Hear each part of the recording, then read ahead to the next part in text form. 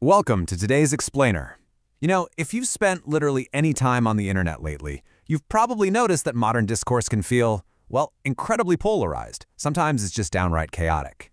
But today we're going to look at a very specific conversation featuring thinkers Ben Shapiro, Jordan Peterson, Eric Weinstein, and Dave Rubin. What's absolutely fascinating here is how this specific group manages to unpack some really profound, contentious disagreements without tearing each other apart. So how do they actually do it? And what can their blueprint for healthy debate teach the rest of us? Let's get right into it. Okay, let's dive into this. Here is our roadmap for today. We'll start with the value of debate, move into good versus bad diversity, tackle the responsibility clash, unpack systemic economic flaws, and finally look at intellectual blind spots. Section 1. The value of debate. Establishing the rules of engagement. So this is where we look at exactly how these thinkers manage to debate highly sensitive issues without it devolving into a total screaming match. And it really starts with this profound faith in rationality and reasoning. Essentially, they trust the process of the discussion itself. But to pull that off, you need a certain dexterity in changing minds. You have to be flexible enough to pivot when somebody makes a better point. And that requires a willingness to engage with the absolute best version of an opponent's ideas, assuming you're speaking to an intelligent audience that, frankly, doesn't need to be talked down to. Ultimately, they all share this core belief that the intellectual journey itself matters way more than the specific destination. They don't fear opposing views at all. They trust that honest reasoning keeps things from just turning into name-calling. And that actually leads us right to a fantastic concept brought up in their discussion, which was inspired by thinker Sam Harris. It's called steel manning. Now, you've probably heard of straw manning, right? That's where you attack a weak, overly simplified version of your opponent's point. Well, steel manning is the exact opposite, and it is incredibly powerful. It's the practice of engaging with the strongest, most sophisticated version of an argument. By refining your own argument against the absolute strongest opposition out there, your intellectual toolkit just becomes so much more efficient in the real world. You're actively looking for where you might be wrong just to make your own ideas sharper. It's a real game changer. Section 2. Good versus bad diversity. How cognitive clashes work. Here, Eric Weinstein introduces a really interesting framework to categorize exactly how different perspectives interact when they collide. He describes good diversity as this space where people with genuinely different ideas complement and check each other. It allows a group to view problems from literally all sides, almost like walking all the way around an elephant to figure out its true shape. But then, there's bad diversity. This happens when people are just talking past each other based on totally incompatible starting assumptions. You end up achieving absolutely nothing. Weinstein uses this great, somewhat absurd analogy. He says bad diversity is like forcing people who grew up driving on opposite sides of the road to suddenly share the exact same lane. Nobody gets anywhere, and honestly, it just causes a lot of very predictable accidents. Section 3. The responsibility clash. Individual agency versus systemic realities. Now, what's really interesting about this part of the explainer is the massive ideological clash over this central question. How much of our success or our failure is entirely our own doing? On one hand, you've got the perspective championed by Ben Shapiro and Jordan Peterson, which heavily emphasizes individual responsibility. Their view is, hey, solve your own problems first, you control your reactions, you control the virtue you pour into your life, so to find meaning, you've got to fix what's right in front of you. But contrast that with Weinstein's perspective, which argues for systemic acknowledgement. He points out that a strictly individual approach completely ignores massive structural economic phase changes. In his view, hard work just doesn't reward people the same way it used to, mainly because large institutions are currently failing them. So how do they reconcile these two wildly different views? Well, the group actually finds common ground in this very specific phrase. Make the copay of solving your own problems before demanding systemic sympathy. It's such a brilliant metaphor.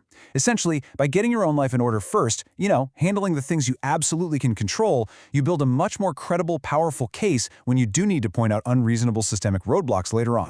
Section 4. Systemic economic flaws. The post-1970 shift. This shifts our focus entirely into Eric Weinstein's specific economic theory regarding why the average citizen has lost so much stability. Let's look back at 1945.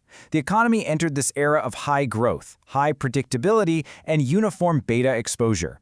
Basically, hard work generally paid off across the board for everyone.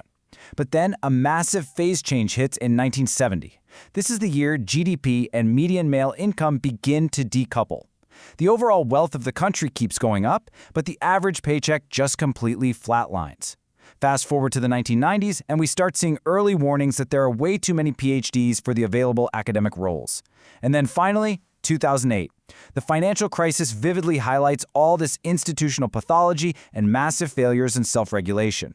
Weinstein dubs this whole post-1970 reality the gimmick economy, a period where institutions essentially had to start lying to themselves and to the public just to keep up the illusion of growth. And that brings us to a crucial concept for understanding this whole timeline, the embedded growth obligation, or ego. This is the requirement built directly into these mid-century institutions to grow at a continuous, high rate. But here's the catch. This mandate turns wildly pathological when that natural growth inevitably stops. Think about law firms or university professors who rely on this endless stream of associates or grad students working beneath them. It essentially functions as a hidden pyramid scheme of endless expansion, and mathematically, it is just impossible to sustain forever. So the crucial point here really hits home when we look at the number 90. Jordan Peterson points out that roughly 15% of the population has an IQ under 90. Why does that matter in an economic discussion? Well, because it means that individual responsibility alone simply cannot solve the painful inequalities of a strictly meritocratic society. If someone genuinely cannot process the complex cognitive instructions required by a modern, highly specialized economy, just telling them to work harder isn't a complete systemic solution. Section 5. Intellectual blind spots. The vulnerability of public thinkers. For our final section, we get to see how this explainer rounds out the dialogue by actually exposing the self-admitted flaws of the speakers themselves. Let's look at Jordan Peterson's admission first. He says, "I'm painfully aware of just how much I don't know, how much more I need to be reading. I don't know enough about economics, barely anything." This highlights a really massive point for all of us. Engaging with diverse experts is constantly going to expose your own ignorance. To do this properly, you have to have immense intellectual humility. Next, we see Ben Shapiro's blind spot, which revolves around the heavy psychological weight of public scrutiny. He notes, "I find myself more stressed out now than I was 2 years ago when no one gave a crap what I thought. You live with a lot more self-doubt. You know, being watched constantly by millions absolutely forces you to a higher standard, but as he admits here, it also brings a very heavy, persistent layer of self-doubt and second-guessing that's just hard to shake." Then Eric Weinstein presents a totally fascinating vulnerability. He admits, when somebody's making a bad analytic argument but has intuited their way to the right conclusion, I tend to discount them. He explains that his own learning disabilities forced him to build this completely unique mental architecture just to survive in academia. But because of that, he sometimes just completely dismisses people who think differently than him, even if they end up arriving at the exact same correct conclusion. Actually, that's a pretty remarkable thing to admit. So bringing this all together, the core takeaway from our source material is super clear. True intellectual strength lies in identifying your blind spots and actively engaging with those who expose them. Whether they were discussing abstract rules of conversation or diving deep into dense economic timelines, the underlying thread is that discovering where you're wrong is a feature, not a bug, of healthy, constructive discourse. We'll end on this provocative thought. If you had to identify your own intellectual blind spot today, right now, what would it be?